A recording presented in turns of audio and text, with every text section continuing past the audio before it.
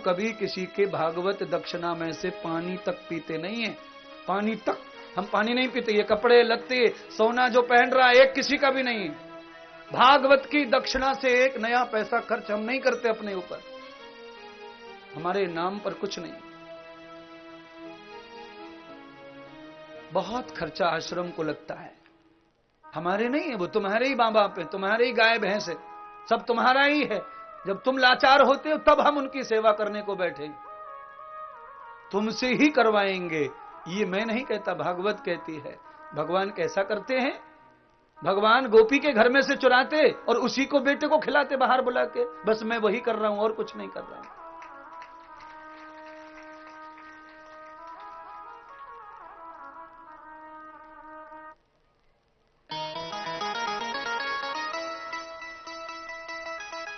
सुदामा ने पोटली बांध ली महाराज प्रसाद की। अच्छा, प्रसाद में क्या है? चावल है। चावल कैसे चावल हैं? जो खा न सके, जिन्हें कोई खा न सके, जो पड़े थे कौने कांथड़े में जो लोग डाल देते कूट काट के, जिन्हें किसान भी नहीं खाता, गाय भैंस भी नहीं खाए, ऐसे चावल और वो दिए भिक्षा में। उसने ही सर्वस्व मान लिया उसको। महिमा महत्व उनको ही समझता है। जिनके घर में चूल्हा नहीं सुलगता वो ही अन्न का महत्व जानते हैं। सुशीला जानती थी अन्न की महिमा क्या है। महीनों से भोजन देखा नहीं सुशीला के बच्चों ने। हर घर की मां तो बाद में ही खाती है, पहले पति बच्चे खाते हैं। जिनके पति जिनके बच्चों ने महीनों से नहीं खाया उसकी महिला को कहां से मिलेगा। सुशीला ने पेट पर पत्थर बांध लिया, दुनिया सीने पर पत्थर बांधती है, और भगवान को विदा कर दिया। ले जाओ, परमात्मा को अर्पण करना तभी दर्शन करना। खाली हाथ प्रभु के दर्शन मत करो। भगवान के घर पहली बार जा रहे हो, उनके राजकुमार मिलेंगे तो आप क्या मुंह दिखाएंगे, उन्हें क्या देंगे? हमारे यहाँ परंपरा है आर्यों की, जब हम कभी रिश्तेदार से मित्र से बहुत दिनों में मिलने जाते हैं तो मिठाई का डिब्बा फल फ्रूट लेके ही जाते हैं। कुछ था नहीं तो सुदामा ने वही लिया। तम गति पदमं तथा पदम योग गक्षति। सुदामा के पैर चलते नहीं, इतने कमजोर थे, गिर पड़ते। लठिया का सहारा लेके सुदामा खड़े होते। रोते बिलखते सुदामा गिरते पड़ते पहुंच गए द्वारिका। सुदामा ने देखा कि द्वारिका का महल किधर है, मिल नहीं रहा। एक जैसी गलियां थी, जिधर जाए उधर चूक हो जाए। चौक चौराहे पर वैसा ही दिखे। सुदामा दिन भर घूमते रहे, मिला ही नहीं। अंत में सुदामा ने मार्ग पूछा। देखो कितना भगत है सुदामा, कितना 50 बरस से खाना पीना बंद है और कृष्ण कृष्ण जप रहा है। और मैं आपको यह कहना चाहता हूं, इतने पुराने भगत को भी भगवान का रास्ता मिल नहीं रहा है। और तुम तो कुछ हो ही नहीं भगवान के भजत, तो तुम्हें रास्ता मिलेगा कैसे बिना गुरु के? सुदामा ने द्वारिका में जाके एक ब्राह्मण से पूछा, भैया द्वारिका का महल किधर है, घर किधर? ब्राह्मण ने मदद की, इशारा किया, जाओ पश्चिम दिशा में जाओ, जिधर सूरज डूब रहा है उस पक्ष में समुद्र के किनारे पर लाल कलर का 3 मंजिल का महल है, जहां हाथी घोड़े खड़े होंगे, दुनिया भर के भाले तिरछी तलवार के सैनिक खड़े होंगे। वही राजा का महल है, वही द्वारकानाथ का महल है। सुदामा पहुंच गए और मिल गया घर। द्वारपाल खड़े थे महाराज, 1-2 द्वारपाल था नहीं, अनेक थे। सबको प्रणाम किया, सबको प्रणाम किया। मंत्री जी के गार्ड को प्रणाम कर लो, आधा काम हो जाता है। सबको प्रणाम किया सुदामा ने। उनकी महिमा को जानता था सुदामा, ज्ञानी था, भगवान के साथ पढ़ा, वो समझता था सेवक की महिमा क्या होती है। मैं दुर्भागी हूं, मित्र होके भी कहां पड़ा हूं, और ये कुछ नहीं है, भगवान के नजदीक सेवा में खड़े, भगवान के संदेश वाहक हैं। कौन कैसा है कोई नहीं जानता, पर जो सेवा में खड़े हैं वो भाग्यवान होते हैं। जो पहरेदार हैं, द्वारपाल हैं, दरवाजे पर खड़े रहते हैं, वो भाग्यवान है महाराज। कहां जन्म हुआ, कहां रिश्ता कोई नहीं पहचानता, पर सेवा मिल जाए सदगुरु की, इससे ज्यादा भाग्य नहीं कुछ होता है। ये सबके नसीब में नहीं है। बिरले ही सेवा को प्राप्त करते हैं। सुदामा में त्याग नहीं था। द्वारपाल जो होते हैं वो त्याग से द्वारपाल बनते हैं। घर बार छोड़ना पड़ता है, और तब ही हम किसी बड़े आदमी के पहरेदार बन सकते हैं। रोज घर जाएं तो पहरेदारी का काम सफल नहीं होगा। सुदामा ने कहा, भैया जाकर अपने राजा से कहो मैं उनका मित्र हूं और मैं मिलने आया हूं। मेरा गांव सुदामापुरी है, जाति से ब्राह्मण हूं, कृपा करके कहो। तुम्हारे जो राजा है ना, वो मेरे मित्र हैं बचपन के, हम लोग साथ में पढ़े। द्वारपालों को सच सच सुदामा ने कहा, पर द्वारपालों ने सच माना नहीं। उतार दिया नीचे, चलो उतरो उतरो उतरो, चलो चलो चलो, पैर गंदे तुम्हारे, सब महल गंदा हो गया, ये सारा फर्श 100 बार धुलता है, कहां गंदे पैर लगा रहे।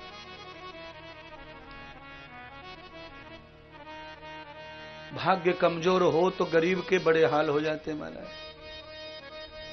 सुदामा के हाल कितने कि जो नौकर चाकर हैं वो भी बौसगिरी कर रहे, नीचे कर दिया।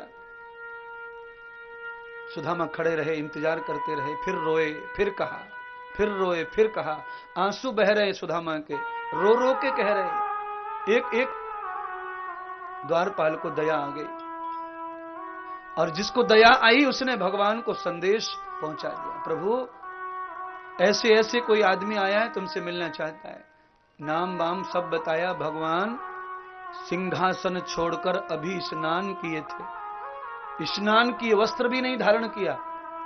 नई दुल्हन की तरह राजा को पूरी सजावट के साथ ही बाहर निकलना चाहिए। भगवान रोज सज धज के निकलते थे बाहर। आज भगवान केवल कटी वस्त्र पहने हैं, न दुपट्टा है, न दुशाला है, न कुर्ता है, न भगवान की पगड़ी है, न मुकुट है। जैसे भगवान थे, नहा के निकले, लंगोट लगाया था, कटी वस्त्र बांधा था। जैसे ही सुदामा का नाम सुना, भगवान नंगे पैर नंगे शरीर दौड़ पड़े और महल के बाहर आए। सुदामा को आके देखा तो भगवान लिपट गए सुदामा से और सुदामा को बाहों में भर लिया और एक ही श्वास में उठा के ले गए कंधे पर, और महल में सोने के सिंहासन पर जिसमें हरि बैठते, वहां जाकर सुदामा को आसन दिया। रुक्मिणी को बुलाया चरण धोने के लिए, गंगा सागर पानी और परात सोने की लाए, चरण धोने लगे। तब भगवान कहने लगे, लक्ष्मी, गंगा के सागर के पानी से सुदामा का दर्द दूर नहीं होगा, हमारी तो स्वार्थ पूर्ण हो जाएगा। ब्राह्मण के भगत के पैर धोके हमें तो चरणामृत मिल जाएगा, पर सुदामा का कल्याण कैसे होगा? इसलिए ये सागर हटाओ, ये गंगा सागर हटाओ, ये नहीं चाहिए। क्या चाहिए? करुणम दया कृत्वायाम। उसी समय भगवान श्याम सुंदर ने सुदामा की आंखों में आंखें डाली। आंख में आंख डाली तो भगवान सुदामा ने सुदामा के जीवन को पढ़ा, और जब जीवन को पढ़ा तो सुदामा का जिस प्रकार का जीवन 50 वर्ष का व्यतीत हुआ, उस जीवन को देखकर, सुदामा की व्यवस्था को देखकर भगवान उस दशा से प्रभावित हुए, रोने लगे, करुणा भर गई, भगवान के अश्रु बहने लगे। अच्छा, आंसू भी कितने बहे? परात भर गई आंसुओं से। सुदामा के पैरों का प्रक्षालन परमात्मा ने अपने हृदय की गंगा से किया। वो सागर छोड़ दिया, धरती पर बहने वाली गंगा छोड़ दी। जिस गंगा को हृदय में छुपाए बैठे थे, आज वो गंगा प्रफुल्लित हो गई और सुदामा के सारे पाप धो दिए भगवान ने अपने नेत्रों के अश्रु। सुदामा पवित्र हो गया, सारे पाप मुक्त हो गए। जैसे ही भगवान ने चरण धोए अश्रुओं से, सुदामा की मानो लॉटरी लग गई, सोने की थाली में भोजन आ गया, सोने की सेज, सोने के पलके पे सोने को मिला, भाग्य खुल गया। पाप खत्म होने के 1 सेकंड में कितना भी सुख आ सकता है, कोई भरोसा नहीं उसका। जब तक पाप है तब तक तंगी और संघर्ष है। जैसे एक क्षण भर में एक्सीडेंट हो जाता है, ऐसे ही सुख दुख हो जाता है। एक ही पल लगता है भगवान को पाने में, और कहो तो 100 जन्म ना मिले, पल भर में मिल सकता है, पल भर में। सुदामा का हाल ऐसा हो गया। भगवान ने जल्दी से अपने कपड़े उतार कर सुदामा को पहनाए, चमका दिया, राजा बना दिया, भगवान बना दिया। सारी दुनिया देख रही है, अचंभा कर रही। रुक्मिणी पागल हो गई देखकर, ये क्या कर रही हैं आप? इतने महान हो कि क्या ये भिखारी गरीब ये सब क्या है? तब भगवान ने अपनी लक्ष्मी को सुदामा के चरित्र सुनाए। सुशीला ने भी चरित्र सुनाया, तब भगवान तक आया। आज सुदामा की महिमा बढ़े, उसके लिए भगवान चरित्र सुना रहे रुक्मिणी को और वहां चरित्र सुदामा सुना रहे सुशीला को। मेरे प्रभु की महिमा क्या है, और ये भगत की महिमा सुना रहे पत्नी को। यही धर्म होना चाहिए। भगवान भगवत के गीत गाए और भगत भगवान के गीत गाए तो तालमेल बनता है और दूसरे का कल्याण होता है और विश्वास बनता है।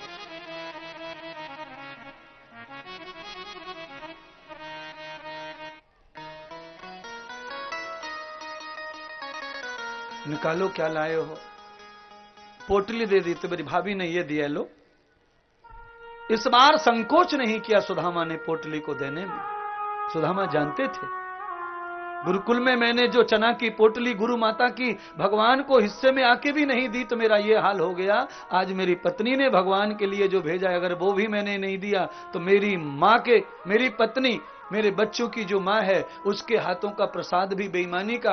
अब बुढ़ापे में कोई मार्ग नहीं ऐसा जो मैं पाप कम कर सकूंगा, तो जैसा है वैसा दे दिया। डर लग रहा था खाएंगे कि नहीं खाएंगे। जो मेहमानों को इतना अच्छा खिलाते हैं वो ऐसा कैसा खा लेंगे सड़ा सूखा। पर भाव का भूखा हूं मैं और भाव जग में सार है, भाव से भज ले मुझे तो तेरा बेड़ा। आज मेरे प्रभु ने भावना देखी और सर्वस्व देख लिया। सुदामा के घर में इस चावल के सिवाय कुछ नहीं है।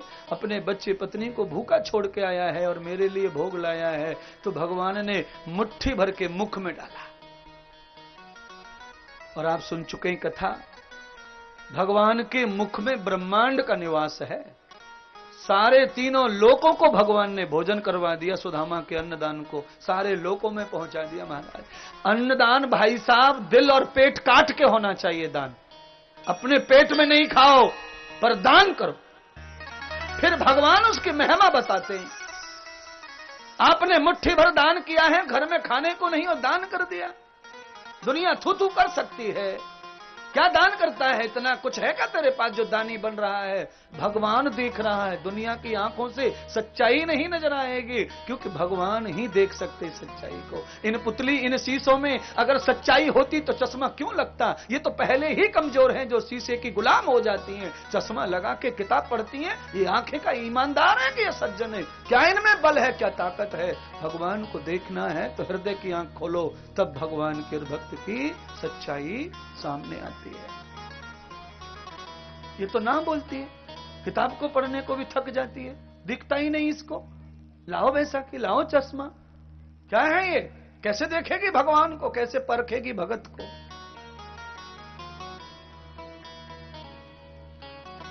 उद्धार हो गया। दूसरी मुट्ठी खा रहे थे, बैकुंठ दूंगा, लक्ष्मी ने रोक दिया। नहीं नहीं नहीं, आपने कर दिया ना उद्धार, अब मेरा नंबर है, अब मेरी सेवा लो। लक्ष्मी अब खुद सुदामा की सेवा के लिए बावली हो रही है। महाराज, तुम क्या हाय हाय करते हो धन के लिए, बेईमानी करते रहते हो, झूठ बोलते रहते हो। लक्ष्मी पागल हो गई सुदामा के लिए। बैकुंठ नहीं देने दे रही, नहीं नहीं बैकुंठ नहीं, मैं जाऊंगी सुदामा के घर, मुझे सेवा दो। आपने द्वारिका दे दी, अब मैं मेरा लोक दूंगी, बैकुंठ मत दीजिए। बैकुंठ में कोई सुख, सारे सुख तो यहां है? आदमी को मालदार बनना है, सोना चांदी लटका के दिखाना है तो यही हो सकता है, बैकुंठ में नहीं है ये। आपको वकील बाबू बनना है तो काला कोट पहन के टाई डाल के ये यही हो सकता है नाटक, वहां नहीं होता है कुछ भी। आपको दूल्हा बनना है, मुकुट पहनना है, सेहरा पहनना है तो यही होगा, वहां घोड़ी नहीं मिलती है। इसीलिए सर्व आनंद अगर है कहीं तो वो केवल धरती लोक पे है। यहां से अलावा दुनिया में कहीं सुख आनंद नहीं, पर तुम्हें नहीं मिलेगा। ये तुम जानती नहीं, तुमने संसार को ही ऐसा गंदा कर रखा है, तुम्हें आनंद मिले तो मिले कैसे। झूठी कटोरी में खाने में आनंद नहीं मिलता, झूठी थाली में खाने में आनंद नहीं मिलता, झूठे गिलास में आनंद नहीं मिलता। मन नाराज, बुद्धि नाराज, सब नाराज हो जाते। अरे यार क्या, साफ भी नहीं की थाली, अरे यार क्या, ऐसे भोग रहे हो तुम गंदे संसार को। अगर ये संसार गंदा होता तो राम और कृष्ण काहे को आते यहाँ दुनिया भर के झगड़े करवाने, मरने गिराने। क्यों पैदा होते, भगवान को क्या जरूरत है पैदा होने की। ये आनंद धाम है धरती लोग, या माँ की सेवा कर सकते हैं। पिताजी की सेवा कर सकते हैं, गुरुजी की सेवा कर सकते हैं, बूढ़े बड़ों की सेवा कर सकते हैं, गैया मैया की सेवा कर सकते हैं। बैकुंठ गए तो अकेले पड़े रहो, कोई नहीं है, कुछ नहीं है, कमरे में सारी सुविधा हो पर कमरे में कितने दिन अकेले रह सकते बताओ, कितने दिन है भाई साहब। कमरे में अकेला रहने का नाटक भले ही कर लो, कोई इधर उधर मुंह चमकाने से बाज कोई आता, ऐसा है भैया। बैकुंठ तो अकेला कमरा है, वहां कोई दिखाई देता नहीं, कोई नहीं, कोई नहीं, कोई नहीं है। पत्नी घर पे, एक बेटा हुआ वो भी घर पे। जब तुम्हारे 3 लोग घर पे जिनको परिवार कहते हैं, फिर तुम लोग इधर उधर काहे को भटक रहे भैया? वहीं रुक के बताओ, बीवी बच्चों के पास में रुक के बताओ। शाम को सोने भले आ जाओ घर पे, पर दिन भर मन लगने वाला बैकुंठ में भी हाल ऐसा ही है। इसीलिए ज्यादा सोचो मत बैकुंठ के बारे में, है। बैकुंठ के सारे सुखों को यहां पार्सल करवाओ भगवान से। ऐसे कर्म करो जो वहां से पार्सल पहुंचता रहे, स्वयं भगवान भी आ जाए पार्सल के साथ साथ में। वो है भक्ति, वो इंसानियत है, वो आने का लक्ष्य है। और उसी के लिए परमात्मा ने मानव का शरीर हमें दिया है, परमात्मा ने उसी के लिए दिया। सुदामा का कल्याण हो गया। तत्पश्चात भगवान ने अपने माता पिता का कल्याण किया, यशोदा का किया, नंद का किया, वसुदेव का किया, देवकी का किया, अपने मित्र उद्धव का कल्याण किया। उद्धव जी को कथा सुनाई, कुरुक्षेत्र में ले गए उद्धव को, बूढ़े हो गए उद्धव। उनको बूढ़ा होने के बाद भी अभी कल्याण का मार्ग ही नहीं मिला, भगवान साथ में होके भी समझा ही नहीं कभी उद्धव ने कि ये भगवान है। चल यार, चल यार, यार चलो, भगवान को यार भी कहने में कोई हर्ज नहीं है। तुम्हें बंधु चसका कहो, पर उनकी जगह उन्हें मिलनी, यार कहो पर उनकी जगह उनका रिस्पेक्ट उन्हें मिलना चाहिए। आज मेरे भगवान ने उद्धव जी को प्रेम तो दिखा दिया था पहले गोकुल में, ब्रज में, आज भक्ति का ज्ञान दे रहे हैं महाराज। कहते हैं दत्तात्रेय भगवान की कथा सुनाई उद्धव जी को, दत्तात्रेय भगवान की, ब्रह्मा विष्णु महेश की, गुरुर ब्रह्मा गुरुर विष्णु गुरुर देव। कहते हैं उद्धव जी को गुरु की कथा, गुरु महिमा सुनाई, 24 गुरुओं की कथा सुनाई दत्तात्रेय भगवान की। तब जाके उद्धव जी को भक्ति में श्रद्धा हुई और तब जाके उनको गति प्राप्त हुई महाराज। तम गते भूतश्च योगम। अंत में भगवान ने अपने कुल बेटे को, नाती पोतों को उपदेश दिया।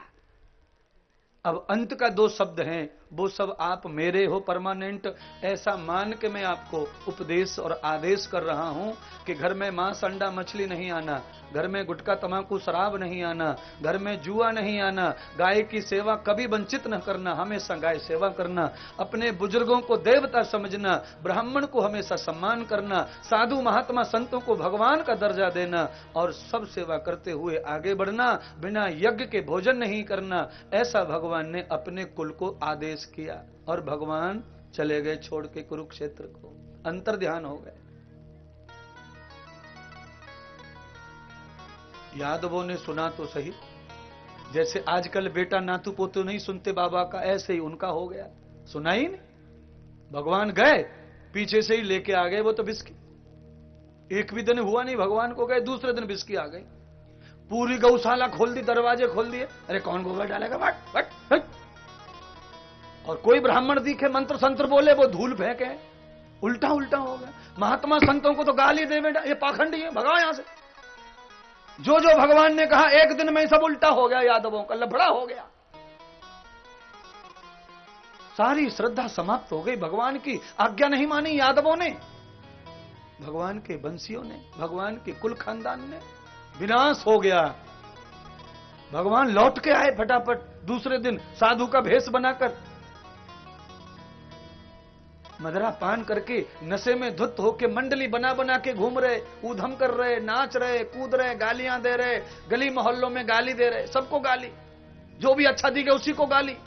भगवान ने कहा ये क्या हो गया एक दिन में? एक ने तो इतना नाटक किया हुआ, इतना कि तकिया बांध लिया पेट पे और साड़ी पहन ली, गर्भवती बन गया।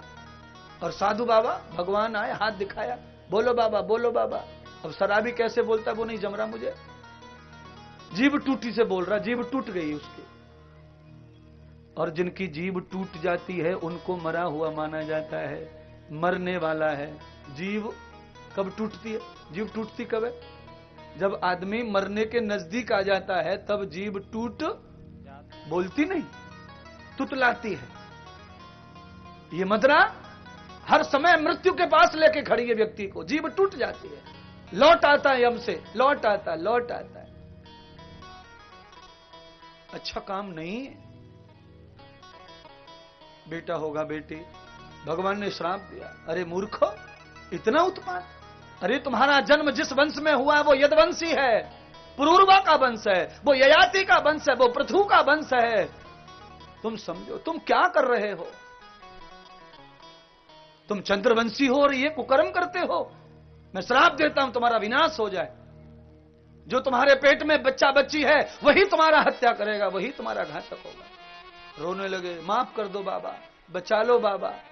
अब कितना भी नाती पोता गंदा हो पर बाबा दादी तो बाबा दादी होते हैं।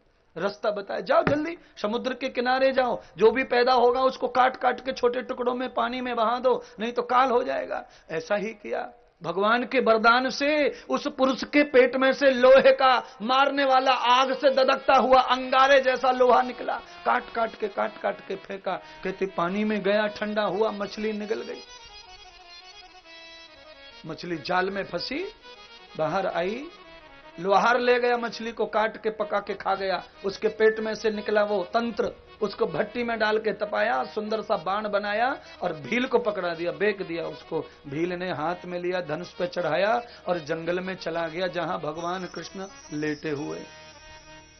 भगवान लेटे हुए, भगवान के पैर में पद्म, पैर में प्राण थे। आपके प्राण कहां है? तुम भगवान नहीं हो, तुम्हारे प्राण इधर उधर होंगे कहीं उल्टी जगह पे। भगवान के प्राण कहां हैं? पैर में। पैर में। जो भी जितने भी तपस्वी, जितने महापुरुष होते हैं उनकी सारी शक्तियां पैर में ही होती हैं महाराज। आज तक आपने किसी महात्मा संत की नाक धोते हुए देखा किसी को कि भाई नाक पूजन हो रहा है इनका? चरण पूजन होता है, चरण पूजन है। नाक पूजन किसका होता है? जो किसी का होता नहीं उसका होता है। जमाई, दूल्हा,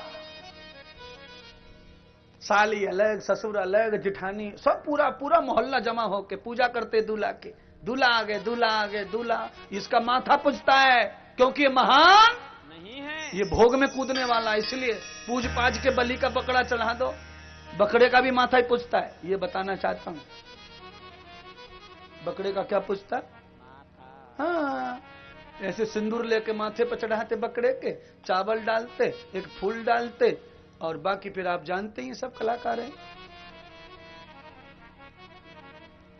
त्यागी और तपस्वियों के चरणों में पूजा है महाराज। भगवान के चरणों में पद्म है। कहते बाण चलाया भील ने हिरण के पीछे, भगवान ने हिरण को बचा दिया और वो बाण अपने पैर में ले लिया। गतिभूतम यथा तत्वम, पंचभूत शरीर विलीन कर दिया और स्वयं भगवान भागवत में विग्रह बनकर आ गए और चतुर्भुज नारायण अपने धाम चले गए। 3 रूप हो गए भगवान के। अग्नि जल वायु पृथ्वी पांचों जगह चले गए। अग्नि बन के अग्नि में, पानी बन के पानी में, सब भगवान के रूप हैं ये। पर एक रूप लक्ष्मी का वैकुंठ में चला गया, एक भागवत में आ गया। तम भागवतम यथा पुण्यम, इसलिए भागवत को किताब समझने की गलती ना करें। स्वयं साक्षात नारायण भगवान विष्णु का स्वरूप है भागवत। इसको प्रणाम करने मात्र से विष्णु के साक्षात दर्शन का फल प्राप्त हो जाता है। श्रवण करना तो अलग बात है, दर्शन कर लिया, माथा टेक लिया तो हाल है। और वैसे कुछ नहीं, काले अक्षर हैं उसमें, कुछ है नहीं। सर्वम भूतस्य योगः। सुखदेव जी ने राजा परीक्षित को कहा, राजन काल्याम भूत जनार्दन वापकम यस्य गृह्यताम तदम गक्षम गक्षम च आगच्छम प्रीतकालः। राजन आप कहां कथा में पड़े हो? देखो तुम्हें काटने वाला सांप सामने आ गया है, तुम्हें श्राप लगा है, 7वें दिन सांप डस लेगा। तक्षक सामने आ गया महाराज, तक्षक काला सांप। राजा परीक्षित को गुरुजी बता रहे मौत आ गई, मौत आ गई। राजा को कोई फर्क नहीं पड़ता। क्यों नहीं फर्क पड़ता? क्योंकि राजा ज्ञानी हो गया है। जिनको जीवन का, आत्मा का, मरण का ज्ञान हो जाए, उन्हें मौत से फिर कोई डर लगता नहीं है। वो समझ गया अब मरने में मजा है, अब मरने में ही मरने में मजा है। क्योंकि ताजा ताजा भोजन कथा का हुआ है। जो ताजा ताजा ज्ञान है वो ज्यादा एनर्जी देता है। अब ये शरीर छूट जाए तो ये एनर्जी फायदा देगी परलोक में। भागवत सुन के तत्काल मृत्यु किसी को आ जाए, उससे ज्यादा भाग्यवान कोई होता नहीं है।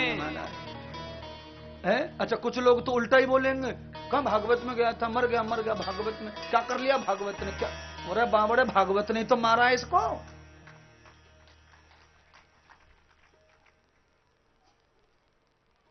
संपुष्टम गति भूतश्च यथा पूर्वो गति नाम। सुखदेव जी राजा परीक्षित को डरा रहे थे, परीक्षा ले रहे थे। राजा ने खड़े होकर कहा, गुरुदेव समाहितम यस्य शरणार गति ही, मेरी तो सब चरणों में गति हो चुकी है महाराज। मैं तो कब से मर चुका हूं। अब इस शरीर का कोई महत्व नहीं हमारे लिए। क्यों? हम तो आपके हो चुके हैं। और जो गुरु का हो गया उसके लिए शरीर का कोई महत्व होता? क्या करेंगे इस मांस मच कचड़े का? है? जिधर हाथ लगा दो उधर ही गंदगी। बोलिए, आदमी की जो शौच रहती है, मल, उसमें पैर पड़ जाए हमारा तो कैसा अनुभव करते हैं आप? चेहरा देख रहा हूं सबका है। रोड पे लेट्रिन पड़ी है और उसमें हमारा पैर पड़ जाए, नंगा पैर, तो आप कैसा अनुभव करते? दिल लगाओ है? समझ लो। जैसे पैर पड़ते से उल्टियां होने का मन हो जाता है, आए ओए क्या करूं भगवान जाने। वो सब हमारे अंदर भरा पड़ा है। और वो हमें कई बार, कभी कभी तो कई बार साफ करना पड़ता है, कई बार। और फिर भी ठिला रहे हो। कौन आ रहा भाई ये है? देखो, कोई पंडित जी बन के फूल रहा, कोई ब्राह्मण बन के अटक रहा, कोई महात्मा बन के फटक रहा, न जाने किस किस में अकड़ में घूम रहे हैं। और सुबह सुबह जो करते हैं उसका कोई ध्यान नहीं रखता है। बोलो, सुबह सुबह लेटरिन साफ करने का काम करते हैं और बॉसगिरी दिखा रहे हैं बाजार में।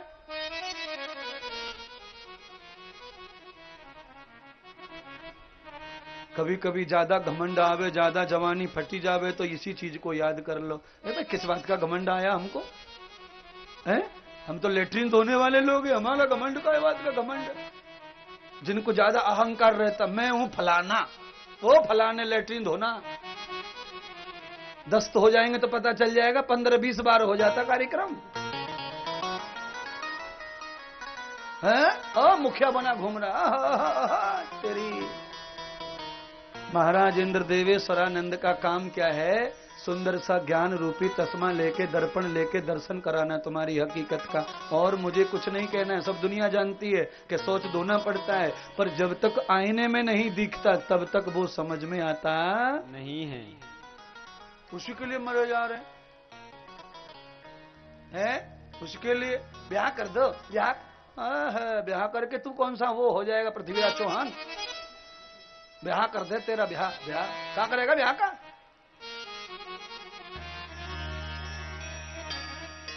है? और ज्यादा धोएगा, ब्याह करके ज्यादा धोएगा, फिर गुड्डू हो जाएगा, उसकी चुचु चुचु करो, फिर पप्पी हो जाएगी, उसको धो, फिर नातू पोते को धोते ही रहो। फिर नगर पालिका में ड्यूटी क्यों नहीं लगाता? पैसे भी मिलेंगे वहां, धोता रहे सब पूरी दुनिया के बाथरूम। अरे भजन कर ले, लेटरिन धो ले अपनी, और भजन कर ले जिससे अगले जन्म में धोने का चांस ना आवे, बच जाए।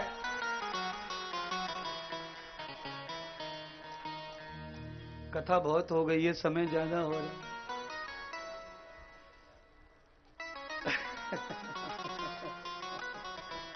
नहीं, गाड़ी नहीं निकलने देंगे, चिंता मत करो। जब हम सबको विश्वास दे रहे तो तुझे भी पार करवाएंगे भाई। हाँ सच कह रहा है यार, निकल जाएगी, समय हो गया।